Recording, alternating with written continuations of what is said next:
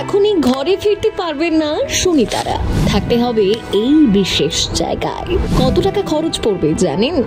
প্রায় 9 মাস মহাকাশের মাটিতে কাটিয়ে আসার পর কেন তাদের বাড়ি ফিরতে দেওয়া হচ্ছে না? মোট কত টাকা খরচ করে দেখাশোনা করা হবে তাদের, দেখুন। 8 দিনের জন্য মহাকাশে গিয়ে ফিরেছেন 9 মাস পর। তবে এখন এর শারীরিক ও মানসিক দিক থেকে উদ্বেগ মুক্ত নন ভারতীয় বংশোদ্ভূত মার্কিন মহাকাশচারী সুনিতা উইলিয়াম ও বুচ উইলমোর। আপাতত আগামী 45 দিন তাদের ঠিকানা হিউস্টন জনসন স্পেস সেন্টার, সেখানেই কোয়ারেন্টাইনে রাখা হয়েছে তাদের। সুনিতাদের সঙ্গে রাখা হয়েছে অপর 2 মহাকাশচারী নিকক এবং রুশ নভশ্চর আলেকজান্ডার গভর্নভকে। সুনিতাদের ফেরাতে কিছুদিন আগে আন্তর্জাতিক মহাকাশ স্টেশনে গিয়েছিলেন তারা, ফলে তাদের নিভৃত বাসের সময় অনেকটা কম হতে পারে। নাসার তরফে বলা হচ্ছে এই প্রথমবার মহাকাশ যাননি সুনিতা বা উইলমোর কেউ। দীর্ঘদিন মহাকাশে থাকা স্পেস ওয়াক করার রেকর্ড রয়েছে তাদের।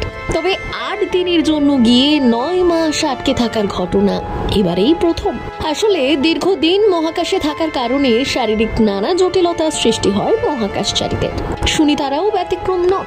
তাই এতদিন মহাকাশে থাকার কারণে পৃথিবীর বায়ুমণ্ডলের সঙ্গে সামঞ্জস্য রাখতে পারবেন না তারা। পাশাপাশি মহাকাশ থেকে নতুন রোগ নিয়ে আসার আশঙ্কা থাকে। অন্যদিকে পৃথিবীর জীবাণুতেও সংক্রমিত হওয়ার সম্ভাবনা রয়েছে তাদের। তাই কোয়ারেন্টাইনই একমাত্র উপায়। কি সমস্যার মুখে পড়তে পারেন মহাকাশচারীরা? বেবি ফিট সমস্যা। দীর্ঘদিন মহাকাশে থাকলে পদচারণার অভাবে পায়ের তলা শক্ত চামড়া নরম হয়ে যায়, ফলে পৃথিবীতে ফিরে হাঁটতে গিয়ে ব্যথা অনুভব করতে পারেন মহাকাশচারীরা। সাধারণত কয়েক সপ্তাহ থেকে কয়েক মাসে পরিস্থিতি স্বাভাবিক হয়। হাড়ের ঘনত্ব কমে যাওয়া।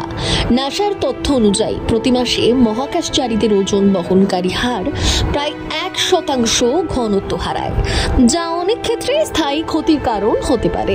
রক্তচাপের পরিবর্তন ও দৃষ্টিশক্তির সমস্যা। মহাকর্ষের অভাবে রক্ত প্রবাহের স্বাভাবিক গতিবিধি বদলে যায়, রক্ত জমাট বাঁধার সম্ভাবনাও থাকে। এমনকি চোখের আকৃতি পরিবর্তিত হয়ে দৃষ্টিশক্তি দুর্বল হয়ে যেতে পারে। বিপজ্জনক রেডিয়েশন।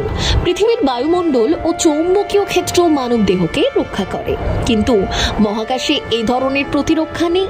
ফলে মহাকাশচারীরা উচ্চমাত্রার রেডিয়েশনের মুখে পড়েন, যা স্বাস্থ্যের জন্য অত্যন্ত ক্ষতিকর।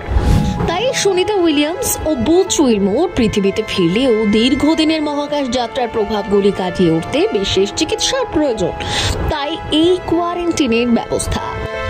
আপনাদের জানিয়ে রাখি, মার্কিন ধনকুবেরের ইলন মাস্কের মালিকানাধীন সংস্থা স্পেসএক্স ফ্যালকন 9 রকেট মহাকাশযান ড্রাগন ক্যাপসুলকে পৌঁছে দিয়েছিল নির্দিষ্ট কক্ষপথে। একাধিক সংবাদ মাধ্যমের দাবি 2024 সালে কেবল এই রকেট উৎক্ষেপণের খরচ ছিল 69 কোটি মার্কিন ডলারেরও বেশি, ভারতীয় মুদ্রায় প্রায় 595 কোটি টাকা।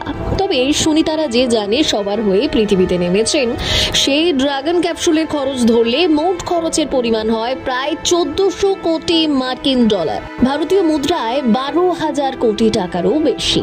এই বিপুল খরচ আমেরিকার মহাকাশ গবেষণা সংস্থা নাসারই বহন করার কথা। ব্যুরো রিপোর্ট, প্রথম বাংলা।